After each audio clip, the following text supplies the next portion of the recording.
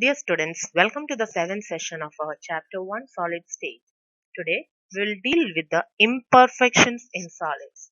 That means some irregularities in the arrangement of solids. The defects are of basically irregularities in the arrangement of constituent particles. That means in a crystalline solid, how we learned about the structure, it is arranged in a regular pattern. In that, if any defect is there, then we can say it is not perfect. So it is of two types, point defect and line defects. Point defects are the irregularities or the deviations from ideal arrangement around a point or an atom in a crystalline substance. That means in a particular point or the particular atom or ion or molecule, in there is any irregularity in the arrangement, then we can name it as point defect. Whereas the line defect is the irregularity from the ideal arrangement in entire row of the lattice point. So mainly we are learning about the point defects. These irregularities are called crystal defects. Now the different types of point defects are, it can be defined or classified into three types: stoichiometric defects, impurity defects, and non-stoichiometric defects. Now let's take the first type of defect, stoichiometric defects. These are the point defects that do not disturb the stoichiometry of the solid. They are also named as intrinsic or thermodynamic defects. But these can be classified into two, that is vacancy defect and interstitial defect. By the word itself, we can understand what is the difference between these two. One is said to be vacancy and the other one is said to be interstitial. Vacancy means some blank spaces are there in the structure, and interstitial defect means something is there introduced which is there at the interstitial site. So these two types can be explained as, first one, vacancy defect. When some of the lattice sites are vacant, the crystal is said to have vacancy defect. If something is missing, of course the density will be decreased compared to the original one. The one atom is missing or the molecule is missing, the density will be less compared to the original one. So this defect can also develop when a substance is heated.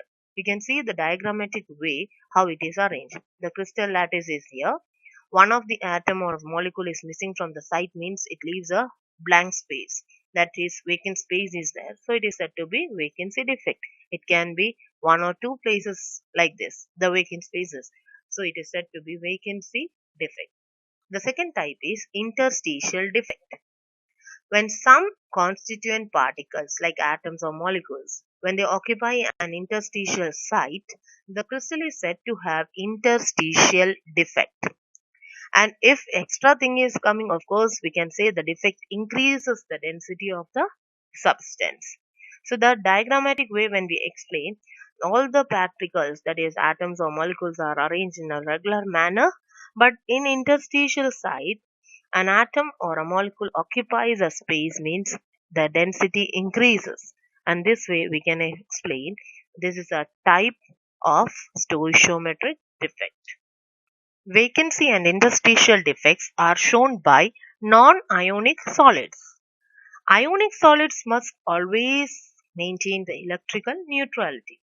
Rather than the simple vacancy and interstitial defect, they show the defects as Frenkel and Chpt defects. So this is another type of defect in stoichiometry, that is Frenkel and Chpt. And these two are the scientists who gave the idea how we can explain the ionic solids, the defects, Frenkel defect and Chpt defect. So let's see the ionic solids, how these act.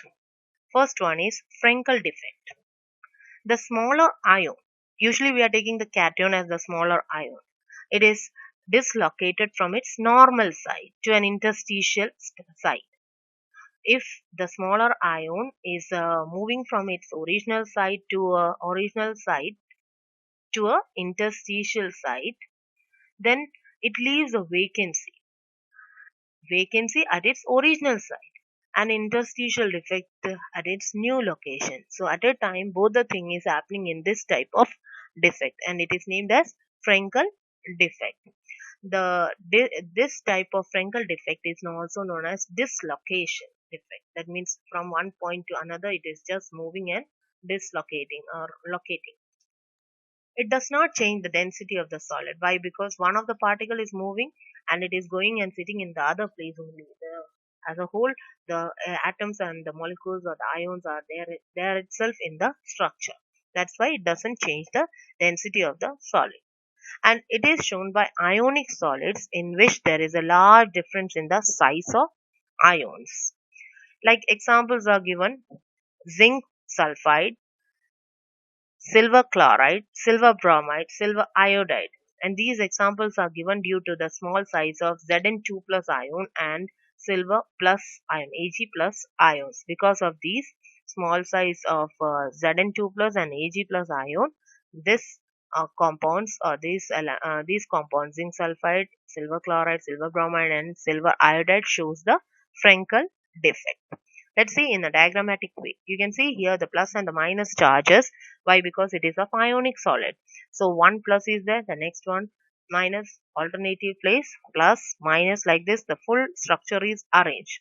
One of the negative ion, if a negative anion or anion is missing from this place, you can see in the diagram, and it is just moving and sitting in the other interstitial site. So you can see from where the anion is moved or the negative charge is moved, it leaves or creates a vacant space, but it is going and sitting in the interstitial site.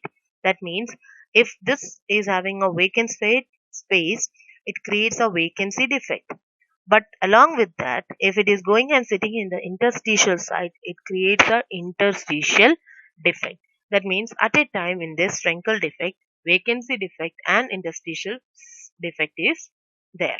So this type of defect is said to be Frankel defect. Let's talk about the Chpt defect. In order to maintain electrical neutrality, the number of missing cations and the anions are equal. Like simple vacancy defect, Chpt defect also decreases the density of the substance. Chpt defect is shown by ionic substances in which the cation and anion are of almost similar size. Almost we are having the same size cation and the anion in this type of defect. And the example is given as NaCl, KCl, cesium chloride, and silver chloride. The examples are given. Now, it may be noted that AgBr shows both Frankel as well as Chpt defect. Before in the Frankel we have given the example as AgBr. So here also it is coming means both it is having Frankel and Chpt defect for this case. Now you can see the diagrammatic way. Ionic solid it is. So of course the plus and the minus charges in alternative manner, it is arranged in the structure in the lattice. Now you can see here this is a negative charge. If one negative charge is vacant or missing from this structure, one positive charge should be missing from this structure itself. So this is what a negative charge, and this one here it should be what? It should be a negative or a positive, you can say. This red spheres are positive and the blue ones are negative. So one plus and one minus charges are missing. If two plus are missing from the lattice side, two minus should be missing. These type of defects are said to be Chpt defect. To maintain the electrical neutrality, equal number of cations and anions are missing from the lattice site. This type of defect is said to be Chpt defect. The second type of defect is impurity defect. If molten sodium chloride containing a little amount of strontium chloride is crystallized, some of the sites of sodium plus ions are occupied by strontium 2 plus ions. Each strontium 2 plus replaces two Na plus ions. You can see here Na plus 1 charge is there. and strontium 2 plus charge is there. So if one of the strontium 2 plus has to sit in the lattice site of NaCl, it has to remove Na plus two sides, two sides of Na plus. So then only one of the strontium 2 plus ion will sit in that lattice site. It occupies the site of one ion and the other site remains what? Vacant, because only one space is needed to sit this strontium 2 plus ion, but it replaces two Na pairs. That means two vacant spaces will be there. When one of the vacant space Sr2 plus will sit and the other one will be vacant. The cationic vacancies thus produced are equal in number to that of Sr2 plus ions. So how many cationic vacancies are produced? It should be equal to that of Sr2 plus ions. And similar examples we can give for cadmium chloride and silver chloride also. You can see the diagrammatic way how it is arranged. The NaCl structure is there, or the lattice structure is there. In this NaCl, alternate Na plus and Cl minus ions are arranged. If one of the place CSR2 plus has to sit, 2 Na plus has been removed from here. You can see here this one is Cl, this one is Cl. So of course this is Na plus site, and here also Na plus site was there. If Sr2 plus has to sit here, one of the place it will occupy and the other one will be vacant. And this type of defect is said to be impurity. The last one is non-stoichiometric defects. The defects discussed so far do not disturb the stoichiometry of the crystalline substance, but this one is said to be non-stoichiometric defect. So, however, a large number of non-stoichiometric inorganic solids are known which contain the constant elements in non-stoichiometric ratio due to the defects in their crystal structure. And these defects are of two types. The first one is said to be metal excess defect and the other one is metal deficiency defect. So two names itself we can understand something is excess, that is metal. Metal is excess in the crystal structure, and the other one the metal is deficient, and these type of defects are said to be non-stoichiometric defects. Let's take the first example or first type, that is metal excess defect, and it is of two reason why it is happening. The first one is due to the anionic vacancy. Due to the anionic vacancy, the metal excess defect is happening there. And alkali halides like sodium chloride, potassium chloride show this type of defects. When crystals of sodium chloride are heated in an atmosphere of sodium vapor, the sodium atoms are deposited on the surface of the crystal, and that time the chlorine ions diffuse to the surface of the crystal and combine with sodium atoms to give NaCl. So remember this point, when the crystals of sodium chloride are heated in the atmosphere in presence of sodium vapor, the sodium atoms are deposited on the surface of the crystal and the chlorine ions diffuse to the surface of the crystal. When these combine, and it combines to sodium atom to give what? Sodium chloride. This happens by loss of electron by sodium atoms to form Na plus ion. The released electron diffuse into the crystal and occupy anionic sites. As a result, the crystal now has an excess of sodium. Excess of sodium means what? There the metal is excess. The anionic sites occupied by unpaired electrons are called F centers. It's very important here. The anionic sites occupied by unpaired electrons are called F centers. And this F is the word from German Farbencenter for color center. We can name it as otherwise F center, color center. Why? Because some of the compounds show some colors, and this is due to the anionic sites occupied by unpaired electrons, which we are naming it as F center. They impart yellow color to the crystals of sodium chloride. So because of this F center, the sodium chloride can be seen in yellow color. yellow color because if we open NaCl for some time, we can see after some time we can see a little yellowish color we can see on the sodium chloride's crystal. The color results by excitation of these electrons when they absorb the energy from the visible light falling on the crystal. Similarly, the excess of lithium makes lithium chloride crystals pink in color, and the excess of potassium makes potassium chloride crystals violet in color. So these compounds are having some color due to the F center, that is metal excess is there or metal excess defect is there, and it is due to the F center. And it is in the diagrammatic way we can see A, B and A plus is there, that is cation is there, Na plus is extra here, and this E represents the F center. Due to this F center, the color we are seeing for sodium chloride, potassium chloride and lithium chloride like that alkali halides, and it shows metal excess defect. The second type of the second reason why the metal excess defect is due to the presence of extra cations at interstitial site. Extra cation, if it is there in the interstitial site, there also we can get the metal excess defect. The zinc oxide is white in color at room temperature. On heating, what happens is it loses its oxygen and turns yellow in color.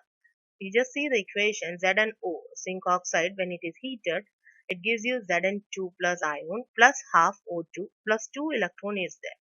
It means it loses its oxygen and turns what? Yellow in color. Now there is excess of zinc in the crystal and it forms or its formula becomes Zn1 plus XO. Just you have to remember, when zinc oxide is heated, it loses the it loses the oxygen, and the zinc only is there in that. It shows the color there, and because of the excess metal there, due to the presence of extra cation at the interstitial site, it is said to be metal excess defect. Next is the metal deficiency defect. There are some solids which are very difficult to prepare in the stoichiometric composition, and it contains less amount of the metal as compared to the stoichiometric proportion. An example is FeO, which is mostly found with the composition of Fe 0.95O. Here it ranges Fe 0.93 to Fe 0.96.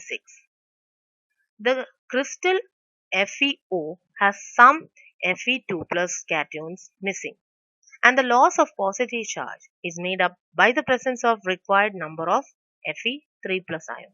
That means there are some compounds which is having some non-stoichiometric proportion. It is not actually prepared in stoichiometric way, which is very difficult also. So that type of defects are said to be metal deficiency defect. A topic is there related to the voids, that is how to write the formula of a compound and the number of voids to be filled. When the particles are close packed, resulting in either CCP or HCP structure, two types of voids are generated, that is tetrahedral and octahedral voids. While the number of octahedral voids present in a lattice is equal to the number of close packed particles, the number of tetrahedral voids generated is twice this number. This point is very important while doing the problems. The number of these two types of voids depend upon the number of close packed spheres. Let's see the example. That is, if we are taking the number of close packed spheres as n, then the number of octahedral voids generated will be n itself. But what about the total number of tetrahedral voids generated? It will be 2n, twice the number. So like this we can find the number of voids. Now let's see a problem or a question with this. That is, a compound is formed by two elements x and y. Okay, A, B, like that itself, x and y we have taken here the compound. Atoms of the element y, and here we have taken as anion y, make CCP, and those of the element x as cation. occupy all the octahedral voids. What is the formula of the compound? What is the formula of the compound? There will be some numbers with which we have to make the compound. How we can get that one? The CCP lattice is formed by the element Y. It is mentioned in the question itself. Right? The number of octahedral voids generated would be equal to the number of atoms of Y present in it. Y present in it. Since all the octahedral voids are occupied by the atoms of X, their number would also be equal to that of the Y. That means it is equal. Thus, the atoms of elements X and Y are present in equal numbers. So, the ratio will be what? 1 is to 1. If the ratio is 1 is to 1, how we can write the formula? The formula becomes X is to Y. That is X1, Y1. So, the formula becomes XY. This is how we can find the formula of the compound. Thank you. We'll continue in the next session.